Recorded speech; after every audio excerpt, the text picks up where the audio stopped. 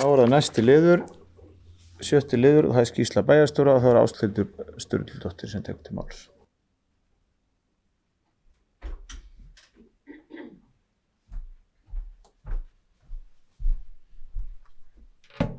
Ágætu bæjarfulltrúar, hér kemur það helsta af störfum mínum síðustu 2 vikunar. Miðvikudaginn 3. maí sátum við og undirrituðum fund með öldungaræði, bæjarstjórn og undirrituð, og það var góður og gagnlegur fundur og alveg sérstaklega góður vil ég segja. Að honum loknum átti ég stuttan fund með forstöðumanni atvinnu- og menningarmála, það sem rætt var stöðuna á undirbúningi norðurslóðahátíðarinnar Art Summit, en það á fundinum voru sömuleiðis fulltrúar norðurslóðanetsins sem halda á þessu verkefni, en undirbúningur fyrir fjármögnun hátíðarinnar í fullum gangi og það beðið eftir svörum frá styrktarsjóðum og auk þess sem vonast til þess að ríkið muni leggja til þessu til fjármuni. Eftir hádegi þennan sama dag satt ég fyrst ársfund Stapalífeyrissjóðs, svo var gríðarlega fjölmennur.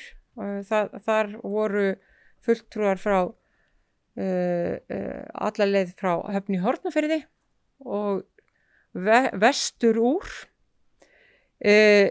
Eftir ársfundin þá var það aðalfundur Hafnasamlags Norðurlands og hann var náttúrulega sérlega gleðilegur endar rekstrarniðurstaðan jákvæð og góð. 5. 4. maí var 10. fundur borgarstefnuhópsins og seinna sama dag flutti ég erindi á vorfundi samtaka tæknimanna sveitarfélaga og það var gríðarlega gaman að hitta þennan stóra hóp starfsfólks frá sveitarfélögum allt í kringum landið þar sem þeir að bera saman bækur sínar í skipulags- og byggingarmálum og ég fór yfir það hvað við erum að gera hér á Akureyri. Ég held ég hefi kveikt í einhverjum að vilja flytja hingað. Allavega komu nokkrir og lýst yfir ánægju sinni með það hvað mikið í gangi. Eftir þann fund og eftir þetta þá var það á föstudaginn 5. maí, þá var fundið með Landsneti. Það sem við vorum að ræða línulagningarmál á Blöndulínu 2. Og eftir þann fund þá var óskaplega ánægjuleg stund í Amtsbókasafninu en þá var undirritaður samningur við samtökin 78 fræðslu og áttu við síðan ég og framkvæmdastjóri samtakanna Daniel Arnarsson gott samtal framhaldið. Ég varst ekki að Akureyrarbær muni eiga farsælt samstarf við samtökin 78 og ég mjög ánægð með þessa mikilvægu viðbót inn í fræðslu hinsegin málefni. Laugardaginn 7. maí var fyrsti leggurinn á leiðminnin til borgarinnar Martin í Slóvakíu og þangað var ég komin sólarhring síðar. Fyrir ríflega 4 árum síðan óskaði Martin eftir samvinnu við Akureyrarbæ í ljósi samvinnu háskólans í Martin við menntaskólan á Akureyri og var það þá samþykkt. Eftir COVID var ákveðið að dusta rykið af þessum hugmyndum og bauð borgarstjórinn í Martin mér í heimsókn til Slóvakíu. En Jan Danko borgarstjóri hefur nokkrum sinnum komið í heimsókn hingað til Akureyrar. Þessa 55.000 manna borg í Slóvakíu þekkjum við helst fyrir þær sakir að það boðið upp á læknanám í háskólanum, The Jesenius Faculty of Medicine, og þangað hafa fjölmargir stúdentar frá menntaskólanum á Akureyri og verkmenntaskólanum á Akureyri stundað sitt læknanám. Borgarstjórinn var eitt sinn rektor háskólans og nú forseti læknadeildar sem sagt íslenski ræðismaðurinn í Slóvakíu. Þannig að það mikil Íslands tengsl þarna. Í augnablikinu eru alls 200 íslenski námsmenn í læknanáminu og svo sömuleiðis stór hópur sem kemur frá Noregi. Háskólinn mjög vel búinn og nemendurnir hafa tök á því að koma að snemma í náminu að rannsóknarstörfum og fá mjög fljótt hands-on reynslu og fekk ég nú aðeins að reyna það þarna úti. Í ágúst verður hafist handa við byggingu á nýju háskólasjúkrahúsi sem mun auka enn frekar á tækifæri læknanemanna. Þarna líka mjög velbúin tannlæknaklíník sem við skoðuðum sem sannarlega ætti að freista íslenskra nemenda.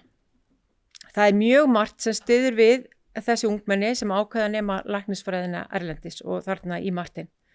Ég vil sérstaklega nefna öflugt íþróttalíf sem margir nýta sér samhliða náminu og hittum við íþróttafélagið í bænum og fengum sýningu á handbolta. En það er mjög gott handboltalið í Martin og þarna eru allavega 3 af íslensku læknanemunum að spila með félaginu og fá meðal annars greitt fyrir. Staðsetningin í Evrópu gerir það auðvitað verkum að það er auðvelt að ferðast um svæðið og skoða heiminn samhliða náminu. Og við hittum nokkra af þeim íslensku nemendum sem nú stunda þar læknisfræðinám og það var virkilega gott að heyra hversu ánægð þau eru og hversu vel er haldið utan um þau. Og þessir 3 nemar sem voru í menntaskólanum og verkmenntaskólanum ætla að starfa hér í sumar, vinna sem hjúkrunarfræðingar á hjúkrunarheimilunum og á HSN. Og ég held að við ættum að gera það sem við getum til þess að styðja við tengslin milli Akureyrar og Martin því að tækifærin eru fjölmörg og menntaskólinn hefur séð að halda inntökuprófin fyrir læknisfræðina. Við gætum átt frekari tækifæri ekki einungis með tillit til lækna- og tannlæknanáms heldur einnig varðandi samvinnu og á sviði íþrótta og einhvers konar nemendaskipti í framhaldsskólanum. Og við munum skoða þetta betur í samtali við hagaðilar næstunni. Þannig að áhuginn er gríðarlega mikill hjá Martin og þá langar til þess að kynna svæðinu betur og Akureyri í miklu uppáhaldi hjá þeim. Nú á 5. daginn í síðustu viku þá fengum við góða gesti í heimsón frá sveitafélaginu Rúnavík í Færeyjum.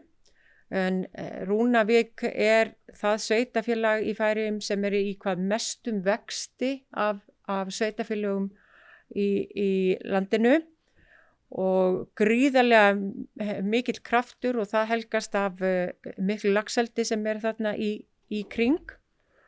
Það var óskaplega gaman að hitta færeysku vini okkar og ég held að allir bæjarfulltrúar sem sátu fundin með þeim geti vottað það og mikill kraftur í þeim og margt sem þeir eru að bardúsa.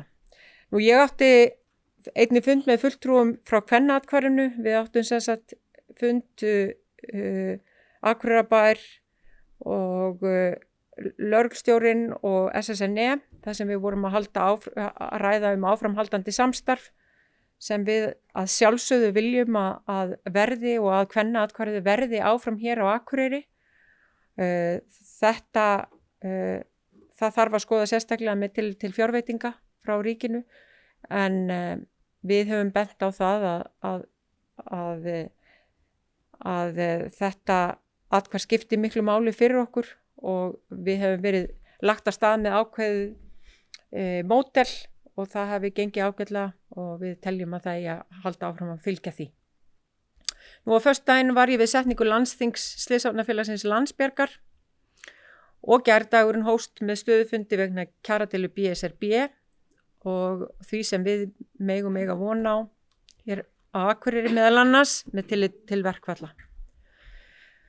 Og í tengslu við leiðtogafund Evrópuráðsins sem nú fer fram í Evrópu tóku við 3, ég, Heimir Ándarsson, forseti bæjarstjórnar og fulltrúar ungmennaráðinu þátt í ráðstefnu á netinu sem bara yfirskriftina Embedding Democratic Values at Grassroots Level sem haldið var í Ráðhúsinu í Reykjavík og það var óskaplega gaman að fylgjast með því og ég ger nú kannski ráð fyrir að fleiri hafi fylgst með þessari ráðstefnu en þar var meðal annars verið að ræða mikinn fjölda kjörinna fulltrúa sem hætta eftir fyrsta kjörtímabil og það er sem sagt ekki bara vandamál á Íslandi heldur allstaðar í Evrópu og líklega allstaðar í heiminum. Að ráðstefninu stóðu sveitarstjórnarþing Evrópuráðsins í samstarfi við Samband íslenskra sveitarfélaga og Reykjavíkurborg. Og svo tók ég á móti nemenda í Naustaskóla, henni Heklu Himinbjörgu Bragadóttir, en hún og félagar hennar eru að undirbúa sig fyrir rökræðukeppni í skólanum og er umræðuefnið spurningin er kynjajafnrétti á Íslandi og mér varst óskaplega gaman að ræða þetta við unga stúlku sem hefur mikinn áhuga á jafnréttismálum. Og svo rétt aðeins að ég fund með sviðsstjórinn þar sem kynnt var skýrslan skipuleg innkaup á hjá Akureyrarbæ og þar ýmislegt sem við viljum skoða betur. Ég set punktinn hér. Takk. Þökkum bæjarstjóra Ásthildi Sturludóttur fyrir. Eftirtalda fundargerðir voru lagðar fram til kynningar. Afgreiðslufundur byggingafulltrúa 4. og 11. maí 2023. Bæjarráð 4. og 11. maí 2023. Fræðslu- og lýðheilsuráð 8. maí 2023. Skipulagsráð 10. maí 2023 og umhverfis- og mannvirkjaráð 2. maí 2023. Þá var fundi slitið 17:03.